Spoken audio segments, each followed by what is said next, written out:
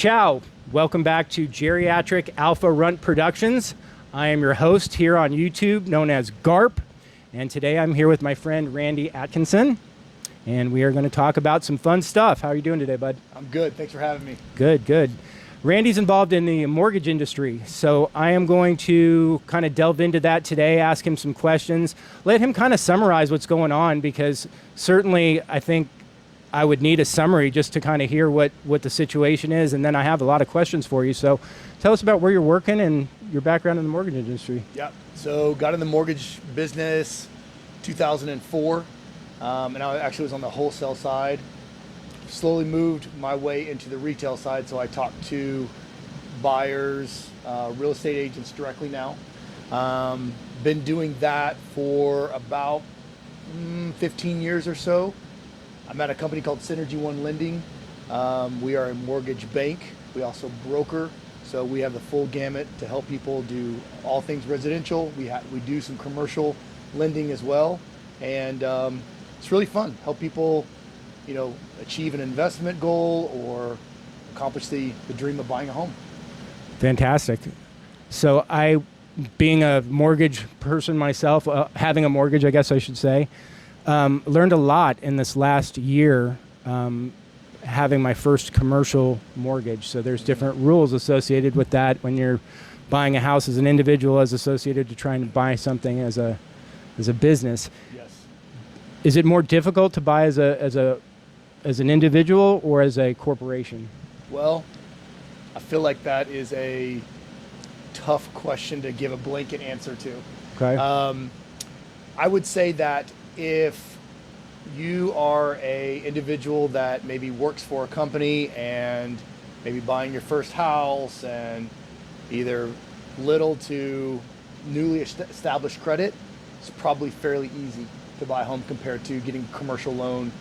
But I have clients that are, 40, 50, 60 years old that maybe have multiple businesses, have different structure throughout those businesses, holding companies, triple LPs, things like that, complicated tax returns. Sometimes that can be difficult to get a loan because you're doing all of these things to structure yourself to maximize your profit, not pay a ton of tax. Right. Sometimes that can be difficult whenever you're going to get a loan. Because you're trying to hide as much money as possible, and then yet you're trying to show that you're a good asset. Correct.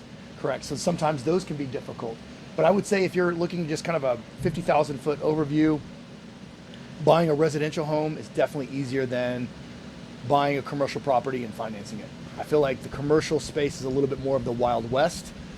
In the residential space, there are more structured rules. And I feel like I'm going to go shotgun because I have just so many questions in my mind. Commercial real estate right now is kind of having a hard time. Is that correct? Yes, it is. There's a lot of spaces available. I would say that all real estate is having a little bit of a rough time right now. Not just commercial. Commercial more so because of what happened with the COVID era. Companies kind of drew back from actually having employees come into the office. Right. People showed that they could work from home, things like that. That's starting to change a little bit. Some companies are asking people to come back, but because of that, commercial space is way down.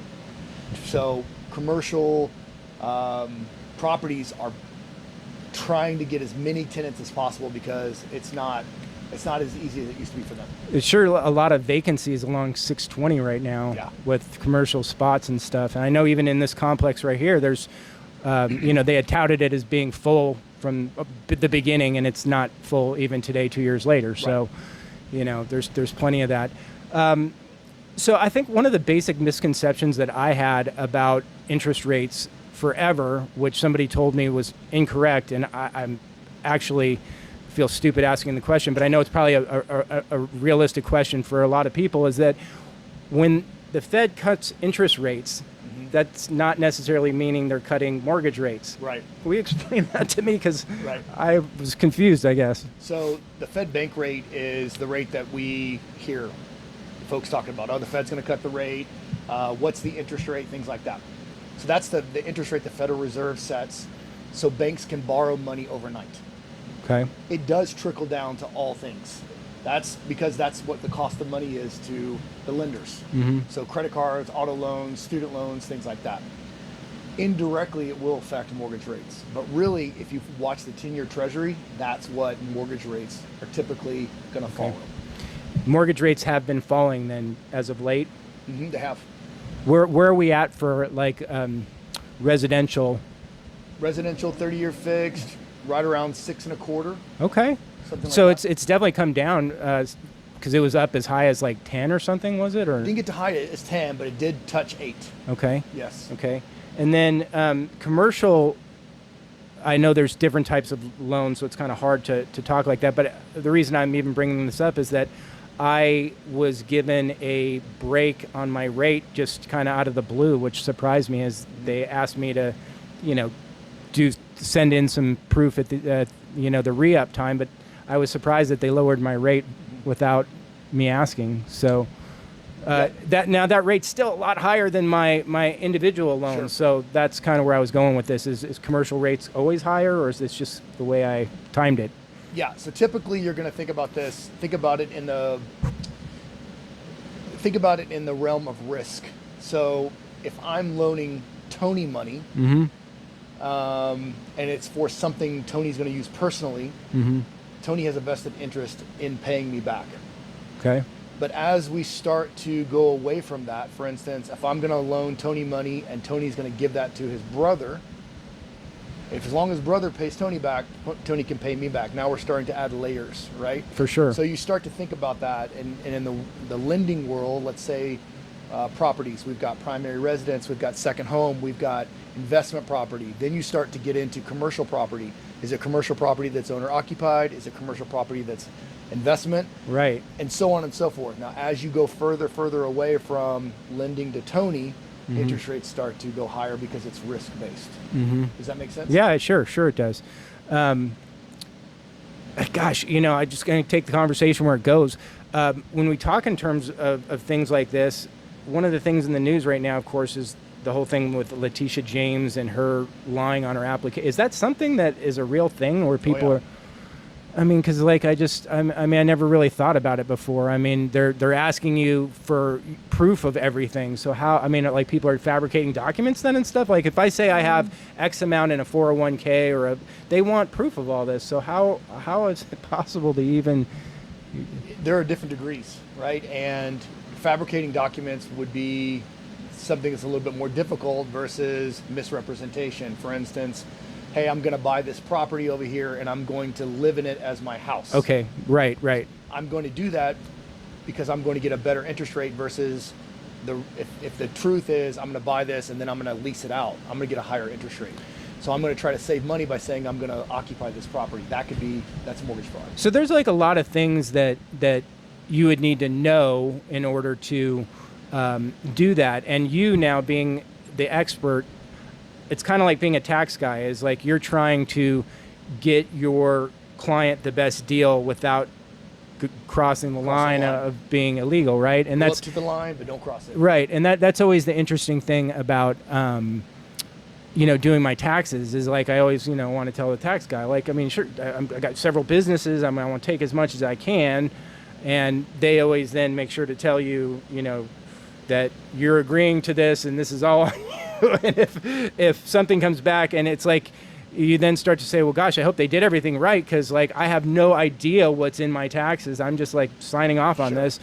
So I think that's what makes so many people nervous when they get involved in doing mortgages because it's just you're signing like this. You probably know what every single document is, but anybody who's ever gone through a mortgage signing is just almost amazed by the level of signatures they have to give.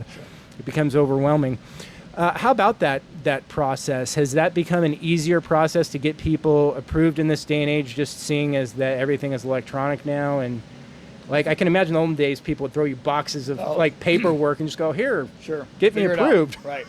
It's definitely a little bit more streamlined these days. But I mean, I still will hear feedback from people that say, man, I can't believe I'm having to do all this in this day and age. Right. And then I have to gently say, I have the money. You want the money. I want to give you the money, but I have to make sure that I can give you the money and you're going to pay it back. Right.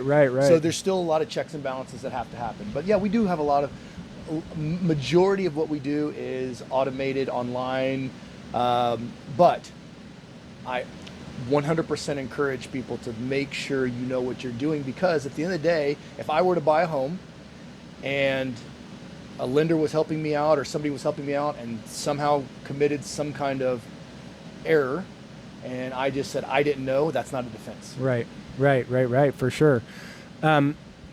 What is your opinion on various types of loans? I mean, like anybody who's ever done a loan or been around for the last 10 years has heard that adjustable rate mortgages are a scary place to be. Are they still even out there, adjustable rate mortgage? Wow. Yeah, so I would say that the best way that I try to communicate what's best for a client is put all of the cards on the table and then talk through what the goals are. If we're only going to live in the house for, let's talk about our folks. Sometimes we know people, or maybe our parents bought houses and lived there for 30 years. That's not the case anymore. Right. When I got into this business, the average was about 7 years, but everybody still wanted a 30-year fixed. Now it's about 3 to 4 years, and somebody's moving up, moving down, whatever, life changes happens a little bit more frequently.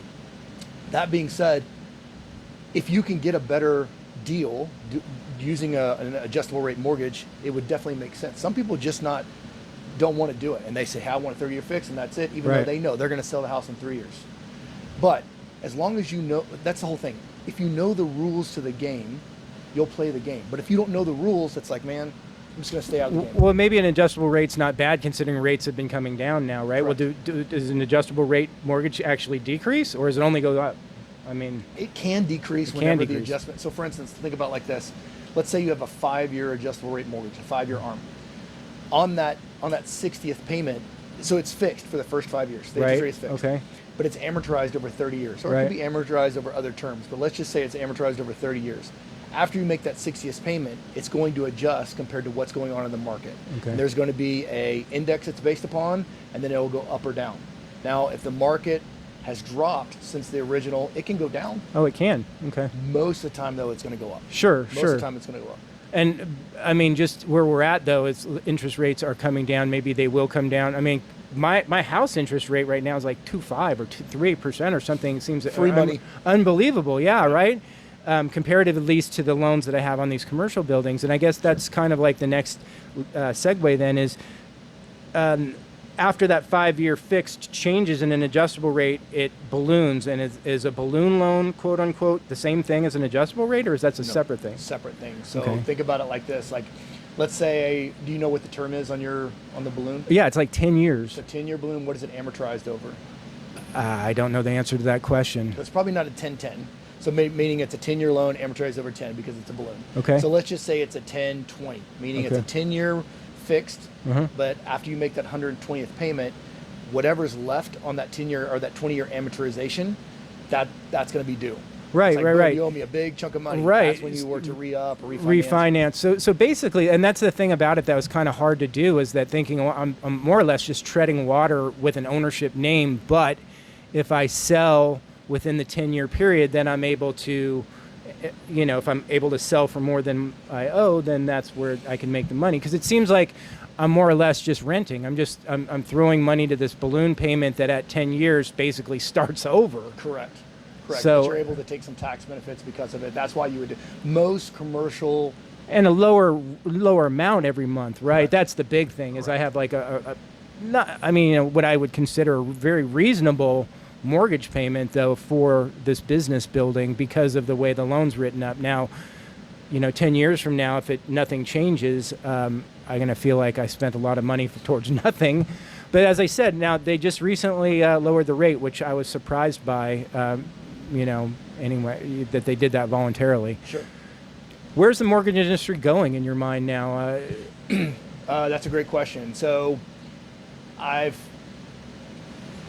the speculation is this: we're going to see interest rates on the residential side stay about where they're at for the remainder of 2025. Once we get into Q1, Q2 of 2026, that's when we'll really start to ease. The issue that's happening right now is we've got kind of a bottleneck, right? So we've got many, so the average first-time home buyer right now is between 35 and 45 years old. Right. That's a lot older than what it used to be. Sure. So people are just waiting. And what's gone on in the market, people have waited because interest rates have gone up. During 2020, 2021, 2022, maybe not even 2022, but 2020 and 2021, homes in Central Texas, they increased in value by close to 30%, 2 years in a row. So that's a big spike. So a lot of people thought they could buy a house, and then all of a sudden they're like, oh my gosh, I can't afford that house, even with interest rates being at 2, 3, 4%. Now you take interest rates and put them up to close to 7, and people really can't afford. So you got a lot of people sitting on the sideline that want to buy, but just can't.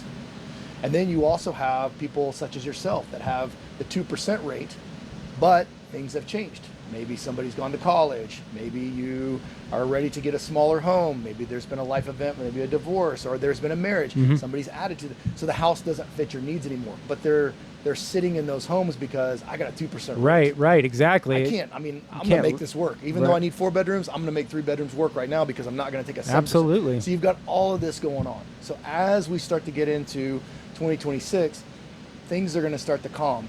What really needs to happen is sellers, people that are wanting to sell or needing to sell right now, have to really think about staying in front of the market. Most people that are selling right now have never been in a buyer's market, and we're in a buyer's market right now. They've always been in a seller's market, especially like when COVID. I bought this house for $800. I'm gonna sell it for $1 million. I only bought it 2 years ago. That's not real life. That's just a special event that happened. But they still have that mindset. So people are going, well, I bought this house for $1 million. I want to sell it for 1.1. Well, you really can't sell it for 1.1. You could sell it for 1.050 right now.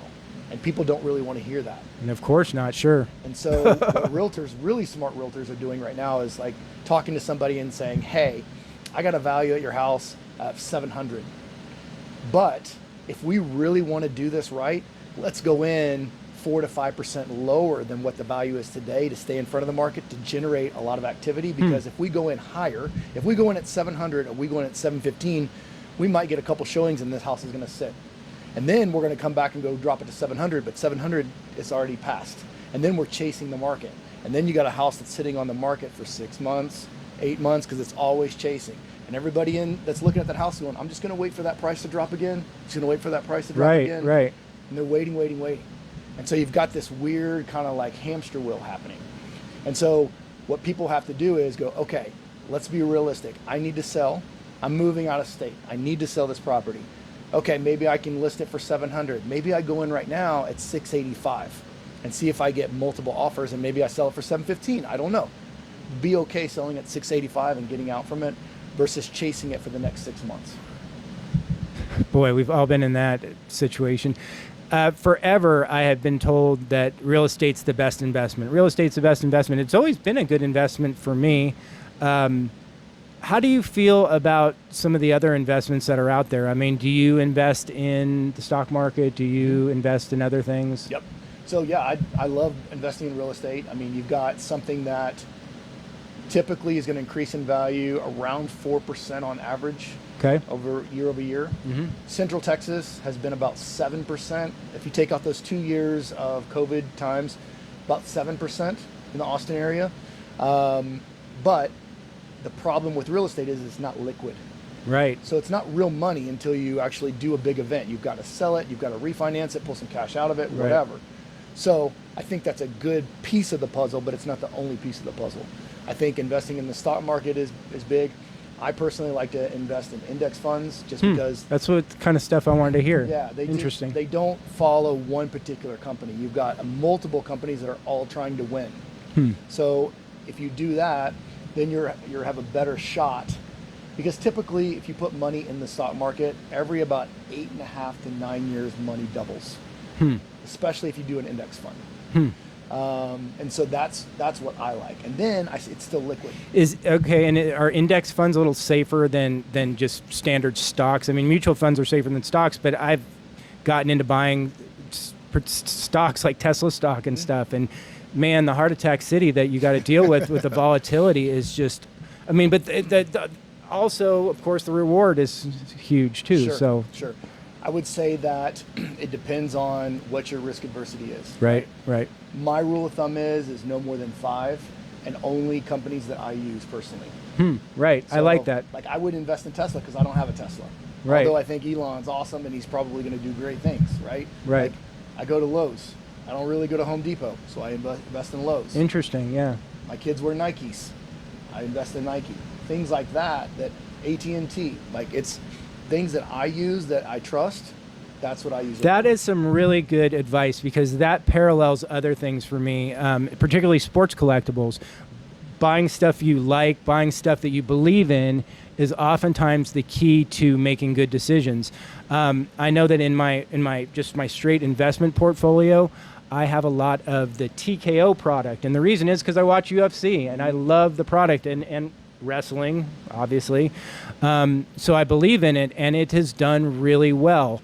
And just like you said, I've always felt that if there's things that you like, that you believe in, then it makes it a lot easier to invest money in it. Right now, the reason I think that Tesla is such a good investment is not for the cars. I mean, this is no surprise to you because you're investment savvy, but anybody who doesn't know this already should know Tesla is all about the humanoid robots and the futuristic stuff that they're doing with charging stations and all this other stuff. It's the AI play that Tesla is doing, not the cars. Sure. So, we'll see about that. I mean, I certainly don't own any robots, but I definitely think technology is going to be self-driving. Is going to be the way of the future. I mean, there's no doubt in my mind that in the next 20 years, you're going to see a lot less driving and a lot more computer-controlled scenarios on the road. So that should be interesting. My children. Right. I don't have to worry about them driving. Well, and I mean, think about it, because we'll all be thinking, I'm not going to go on the roads between 8 and 5 because that's the time that people are allowed to drive. I'm only going to be between 2 and 4 because that's when the robots are on, et cetera. It's going to be a situation where people don't trust humans for making mistakes. It's the robots they trust. So anyway, that's for another subject. We're going to come back shortly here. We're going to talk about some other subjects. Next up is going to be jiu-jitsu and miscellaneous sports. We both have sons. We'd like to talk about that. And collectibles is always a good subject. So come back and join us for the next episodes.